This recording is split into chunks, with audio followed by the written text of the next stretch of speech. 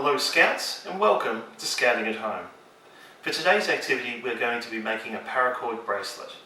We've included the instructions on the activity sheet attached, but stay with us and you can follow through with it step by step as we make our own. Good luck and good scouting. For this activity we're going to need around 3 meters of paracord and a pencil or something else similar. The first step is we're going to find our two ends and we're going to pull them through until we find our middle. Once we've got our middle, we're going to wrap it around our wrist.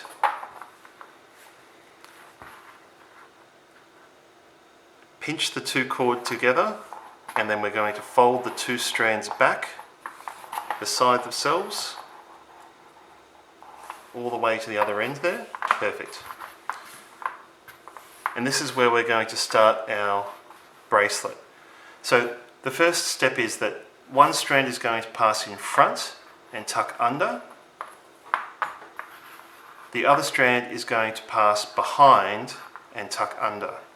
The first couple of wraps that we do are the most important to make sure that we keep that initial bend that we made in the same place. So we're going to be very careful not to pull too tight on the first couple. Now, the next trick to remember is that the strand on front always stays at the front. So this strand here will come back across and will tuck underneath our behind strand, which will pass behind and tuck through on the other side again. So you can start to see that forming, looks a little bit like a reef knot. And we're going to continue that all the way along until we make it to the other end of our strand. So we'll just repeat through and I'll speed this bit up.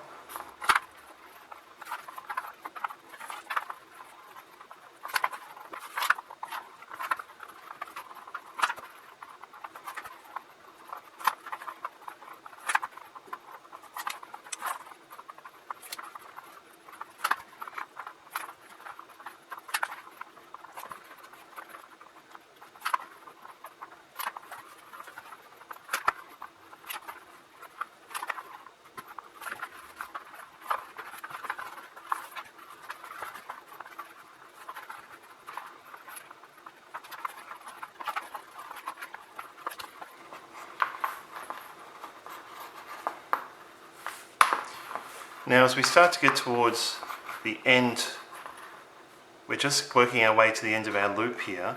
It starts to get a little bit tricky, so you're just going to make sure that you keep everything in the place it needs to be. And you will have noticed that even with a bit of experience, you still make the occasional mistake on which side you wish to knot. So if you do make any errors, just untie the knot that you've done and redo it. So just check after each one that you've got this regular weave going on with the loops on the outside and the V's through the middle. That's going to tell you that you've got the right type of knot going on.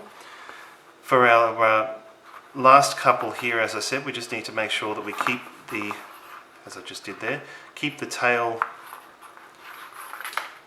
in the right place, holding onto that little loop there to stop the knot from jumping off the end while we tie it. Oop, I've just done that the wrong way around, just as I was just saying. So let's fix that up. There we are. And we're going to tuck our tails through the loop here, which is why we have the pencil. The pencil actually is to help us to open up our loop and make it easier to fit our tail through. Now, I'm going to pass this tail through from the top because it's finished on the underside. So it's going to wrap to the top and go through. And this one here is finished on the top side, so it's going to come from the bottom and up. Again, we've got our pencil there to help us open that up, enough room to make our loop go through.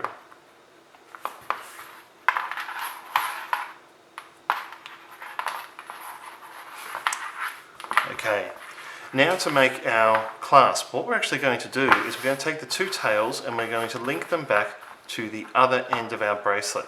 So we're going to bring that all the way back to the other end here, where we've got these two loops on the outside, which we're also going to push our pencil into to open those up. So we've got a nice big loop and we're going to push our tail through that loop. Okay. Now we'll do the other side. So again, pushing our pencil through. Mind you don't poke yourself in the finger with a sharp pencil. Nice big loop. Pass our tail through. So we're going to measure our wrist by putting it over the widest point and then mark the cord before we take it off again. And that is where we're going to tie our knot. It's a little bit tricky. So I'm going to put my finger through there with the two tails hanging down like this. We're going to create a loop by crossing this one over the top of the other one, coming back and tucking up under itself. So you can see what we've done there. We're then going to take this tail here, we're going to go underneath the tail of our first strand, and then we're going to feed in between the loop of our first strand and under itself. Let me lay that out a little bit tidier for you. So you can see where we have our second strand has come around, underneath, through the loop, under itself, and then back out of the loop again. And we're just going to cinch that tight by pulling either end until we get a nice firm little knot. Now this is what's referred to as a false Turk's head, and it's a modified version of the carrick bend. We're going to pull those two tails nice and tight, and that is our stopper knot. Now we want to make sure that we're happy with the sizing. That's probably a little bit big, so I'll adjust that down a little bit just by pushing the excess cord through the knot, just like any other knot we modify. And the same on the other strand to make sure that it's nice and even.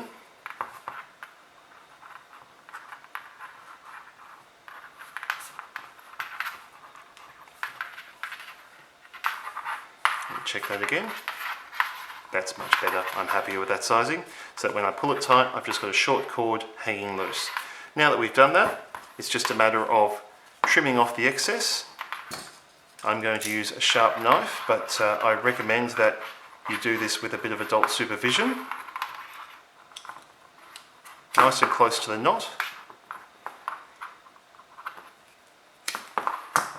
We're then going to melt these ends here with a open flame, so make sure you do get some supervision with that as well.